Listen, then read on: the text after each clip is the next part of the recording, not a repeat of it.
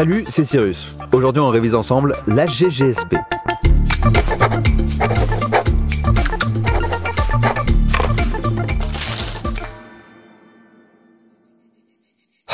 Quel enfer, la canicule, les incendies, les ouragans, les tremblements de terre. C'est moi où il y a de plus en plus de catastrophes naturelles là. Faut qu'on se bouge. Les effets du changement climatique, ils sont bien réels là. Plus que n'importe quelle autre génération, on va être confronté au réchauffement climatique et aux modifications de l'environnement. Alors une question se pose. Pourquoi l'environnement est-il désormais un enjeu planétaire ? Aujourd'hui, on va voir comment notre vision de l'environnement a changé. Comment on en est arrivé là et pourquoi maintenant, ça concerne vraiment toute la planète. Accroche-toi, on va remonter le temps, en 3 temps justement. Partie 1. Des atteintes croissantes à l'environnement. On est en 10 000 avant Jésus-Christ. L'homme est encore un chasseur-cueilleur, et on ne peut pas dire qu'il ait un impact fort sur l'environnement. Il a peut-être juste écrasé quelques fourmilières sans faire gaffe. C'est vers 9000 avant Jésus-Christ, au début de l'ère néolithique, donc au début de la sédentarisation et de l'agriculture, que notre rapport à la nature va changer. À partir de ce moment-là, il y a une rupture qui se produit. La plupart des hommes deviennent agriculteurs et sédentaires, et on commence à distinguer l'environnement proche, celui du champ, du village, du domestique, et celui de la nature, qui reste indompté, sauvage et hostile. Ensuite, le gros chamboulement, c'est la révolution industrielle à la fin du XVIIIe siècle. À ce moment-là, on n'a plus du tout peur de la nature, bien au contraire, on commence à l'exploiter à fond les ballons. On envoie un maximum de monde dans les mines de charbon, le pétrole commence à être exploité. Bref, c'est la nouvelle ruée vers l'or. La nature est désormais vue comme un stock de matières premières par la plupart des pays d'Europe et d'Amérique du Nord. Et justement, c'est à cette époque que les premiers mouvements de protection de la nature commencent à apparaître. Ces avancées technologiques constantes ont un effet immédiat, une explosion de la population mondiale. Entre 1800 et 1950, la population passe de 1 à 2,5 milliards. Et pour loger tout le monde, il faut agrandir les villes et s'approprier un peu plus l'environnement. Après ça, la croissance a même accéléré. Jusqu'en 2020, la population croît à nouveau et atteint les 8 milliards. L'emprise humaine sur l'environnement devient planétaire. Mais maintenant que l'humain est partout sur Terre, qu'on est de plus en plus nombreux chaque jour, quel impact ça a sur l'environnement ? Partie 2. Un environnement planétaire pollué et dégradé. Il n'y a pas vraiment de surprise sur ce point, l'activité humaine change radicalement ce à quoi la Terre ressemble. Et on n'est pas sur un bail genre nouveau look pour une nouvelle vie, pas de glow-up pour la planète. D'après un rapport de l'ONU de 2019, c'est quasiment 75% des terres qui ont été modifiées par l'homme. D'après le WWF, plus d'1 million d'espèces de plantes ou d'animaux sont menacées de disparition et on va peut-être causer la 6e extinction de masse que la Terre ait connue. Et tout ça, c'est à cause de notre tendance à la déforestation et à l'extraction d'à peu près toutes les ressources qu'on croise. Même l'océan, on est en train de le déglinguer.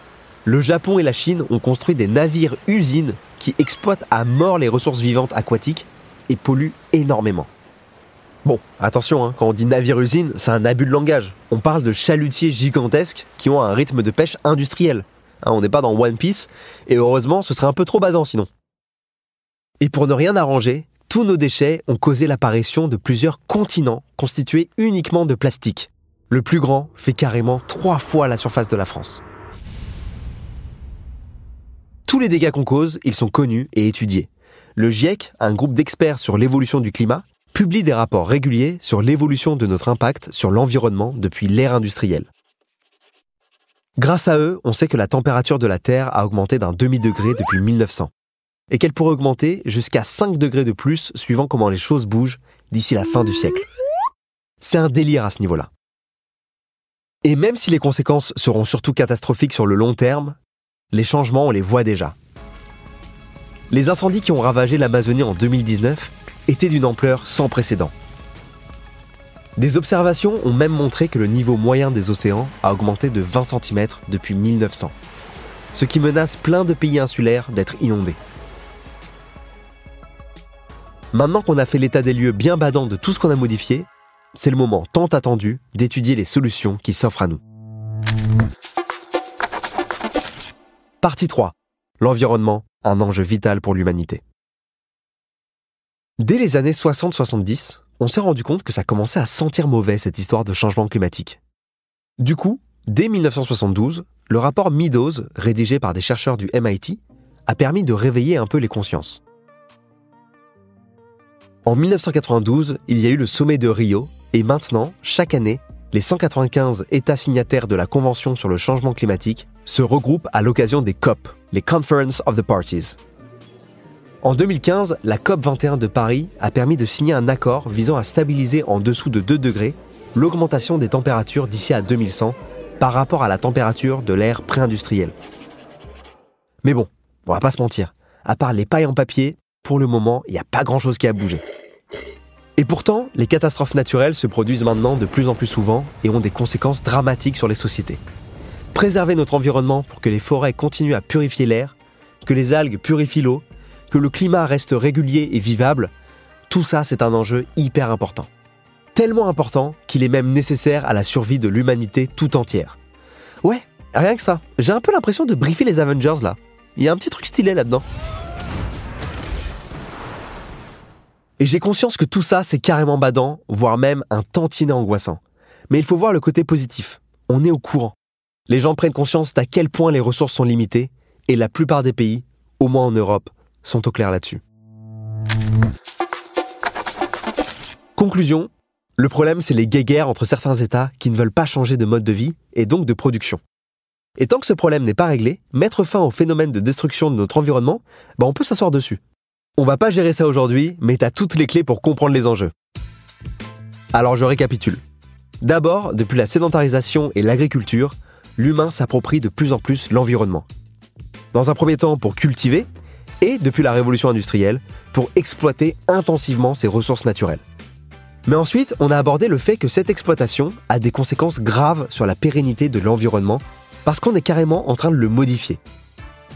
Et enfin, on a vu à quel point le problème était étudié. Des solutions sont même en négociation entre les États pour endiguer les dégâts que nous causons.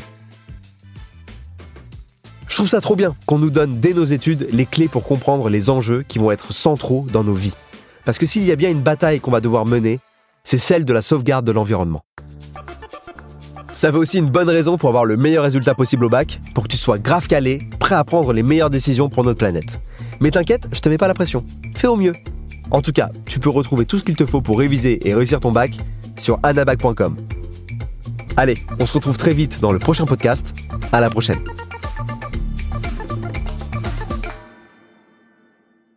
Si tu as aimé ce podcast, n'oublie pas de t'abonner pour ne rater aucun épisode.